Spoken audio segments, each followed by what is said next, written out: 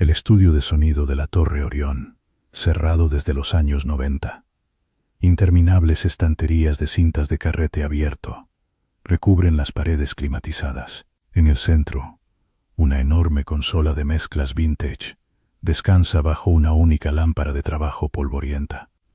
Los ingenieros de sonido originales dejaron el trabajo en el plazo de un mes, alegando alucinaciones auditivas y paranoia. Ahora, los pocos que han entrado para rescatar las viejas grabaciones informan de voces en cintas que se suponían en blanco, y la sensación de que alguien está de pie justo detrás de ellos en la habitación silenciosa. Esta noche estoy digitalizando el último lote de carretes. Me llamo Leo. Soy archivista de audio freelance, y esto era solo otro trabajo por contrato. La Torre Orión fue un monolito corporativo en los 80, y grababan todo: reuniones de directorio, seminarios de formación, interminables discursos ejecutivos. Mi tarea era simple: transferirlo todo a un servidor digital seguro antes de que el edificio fuera demolido el mes siguiente. El pago era bueno, porque nadie quería trabajar en ese lugar solo, especialmente no durante la noche. El estudio estaba en la planta 14, una bóveda sellada e insonorizada en un rascacielos por lo demás vacío. Las 3 primeras noches fueron tediosas, pero bien. Solo el zumbido de los reproductores y el suave siseo del audio de décadas pasadas. Luego, en la 4ª noche, oí el susurro. Estaba en un carrete etiquetado Estrategia Fiscal T4, Misión 987. Iba por la mitad, escuchando con una orejera del casco fuera de la oreja, cuando lo oí. Una voz, baja y distorsionada, filtrándose a través de la monótona charla sobre cuotas de mercado. Nervoso no encajaba. Decía: ¿puedes oírme ahora? Paré la cinta, rebobiné, la reproduje de nuevo. Nada más que la presentación corporativa. Lo atribuí a pareidolia auditiva, mi cerebro creando patrones a partir del ruido. Tomé un descanso, salí al pasillo para beber agua del dispensador. El piso estaba en silencio absoluto. Cuando volví, mi silla estaba empujada perfectamente bajo la mesa. Yo nunca meto la silla. Siempre la giro y me levanto. Me quedé allí parado un minuto entero mirándola. Yo era la única persona en el edificio. Seguridad lo había verificado cuando entré. Me lo quité de encima. Fatiga. Volví a sacar la silla y me puse a trabajar. 1 hora después, necesitaba un adaptador específico de mi equipo, que había dejado en un estante junto a la puerta. Me levanté y caminé hacia allí. Mientras me agachaba para hurgar en la bolsa, oí un suave paso arrastrado desde el centro de la habitación, justo donde yo acababa de estar sentado. Me quedé helado, de espaldas a la sala. El sonido era inconfundible, el leve roce de un zapato en la moqueta industrial. No me moví, solo escuché. Lo único que podía oír era el latido de mi propio corazón en los oídos. Después de contar hasta 30, me di la vuelta lentamente. La habitación estaba vacía, la silla estaba vacía, pero en la enorme consola, los medidores View del canal de salida principal, el conectado a mis auriculares parpadeaban, oscilando suavemente, como si estuvieran recibiendo una señal, pero no se estaba reproduciendo ninguna cinta. Me acerqué, con la piel de gallina. Me puse los auriculares. Un tono bajo y resonante salía de ellos, una onda sinusoidal pura de 40 hercios, y debajo, tan débil que pensé que lo estaba imaginando, estaba el sonido de una respiración lenta y rítmica. Me arranqué los auriculares. Los medidores cayeron a 0. El tono se detuvo. El silencio que siguió fue más pesado que antes. Decidí que había terminado por esa noche. Empecé a apagar el equipo. Mientras apagaba el reproductor principal de carrete abierto, este zumbó y expulsó una cinta. Eso era extraño. Yo no había cargado esa. Era un carrete sin marcar, de un gris pizarra, sin funda. Debía de haber estado dentro del reproductor desde el día anterior. Fui a guardarlo en su ranura. Pero algo me hizo parar. Miré la etiqueta en blanco. Una compulsión se apoderó de mí. Necesitaba saber qué había en ella. En contra de todo juicio, Cargué el carrete sin marcar. No me puse los auriculares. Solo pulsé play y observé los medidores. Cobraron vida. Vi las agujas reaccionando al sonido, bailando al ritmo de algún tipo de audio, pero los monitores del estudio estaban apagados. La habitación estaba en silencio. Yo no podía oír nada. Era como ver una película muda de un rostro gritando. Tenía que oírlo. Me acerqué una orejera del auricular a la oreja. Era una grabación de esta misma habitación. Podía oír el débil zumbido de la consola, el chirrido específico de mi silla de ayer.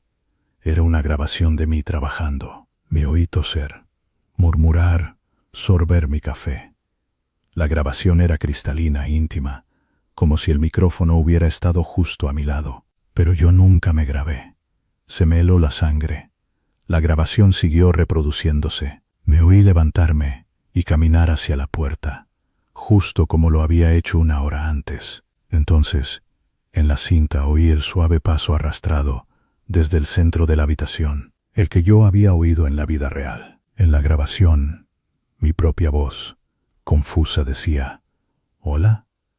Luego otra voz respondió. Era un susurro seco y áspero, mezclado con ese mismo tono de 40 hercios.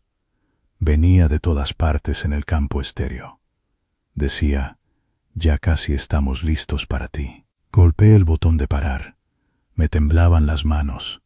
Expulsé el carrete sin marcar y solo lo sostuve. Esto iba más allá de una broma. Era una violación que me revolvía el estómago. Alguien había estado aquí grabándome y dejando las cintas para que las encontrara. Pero el edificio estaba vacío, con una alarma silenciosa conectada. Llamé a seguridad. «Davis, soy Leo, en el estudio. Necesito que hagas un barrido completo de la planta 14, ahora mismo». La voz del guardia sonó, crepitando por el intercomunicador. «Negativo, Leo. Tu tarjeta de acceso es la única que ha activado el ascensor más allá del vestíbulo esta noche. Mi panel muestra que eres la única señal de vida en toda esa planta». «Eso no es posible», dije, con la voz tensa. «Es lo que dice el sistema. ¿Quieres que suba?». «Sí, por favor». Mientras esperaba, no me moví de la consola. Miré fijamente el carrete sin marcar. La sensación de ser observado era tan intensa que sentía como una presión física en la nuca. Para distraerme, abrí el software de análisis espectral en mi portátil. Por capricho, arrastré el archivo de audio del carrete sin marcar hasta él. Apareció el espectrograma, una cascada de frecuencias.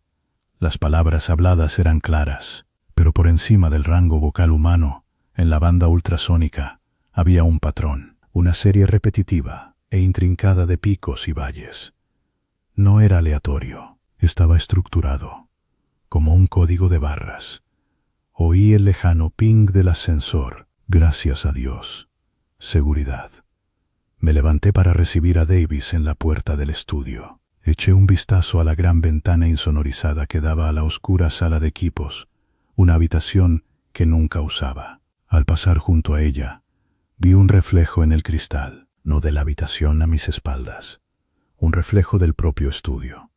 Y en el reflejo, sentado en mi silla frente a la consola, había una silueta oscura y amorfa. Me giré de golpe.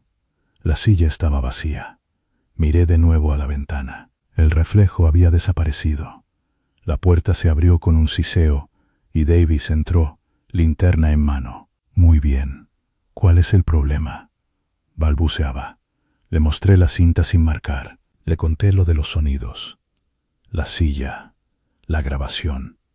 Era un buen tipo, pero tenía poca paciencia. Hizo un recorrido, alumbrando con su linterna cada rincón. La sala de equipos, la cabina de voz. «Leo, es un edificio viejo. Hace ruidos. Llevas 10 horas seguidas mirando formas de onda», señaló el carrete. «Probablemente solo sea una cinta de prueba vieja que alguien dejó. Tiene mi voz, Davis, de hoy». Se encogió de hombros. «Quizá te grabaste y lo olvidaste. Este lugar afecta a la gente. El último equipo dejó el trabajo por una razón». Me dio una palmada en el hombro. termina. Es casi medianoche. Después de que se fuera, el silencio se sintió aún más hostil. No podía quedarme. Empecé a guardar mis cosas en la bolsa. Mis movimientos eran apresurados, torpes. Metí el carrete sin marcar con los demás, mientras cerraba la cremallera de la bolsa. Todos los reproductores de carrete abierto de la habitación cobraron vida a la vez. Sus bloqueos de transporte se desactivaron con una serie de fuertes clacs. Observé, horrorizado, cómo cada unidad de cinta empezó a girar, sin reproducir nada, sus medidores oscilando descontroladamente. Luego, las luces principales del estudio se apagaron. La única luz era la lámpara de trabajo sobre la consola.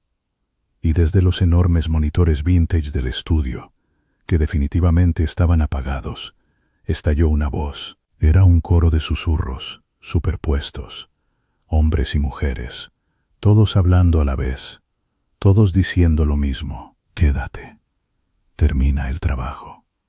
Agarré mi bolsa y salí corriendo.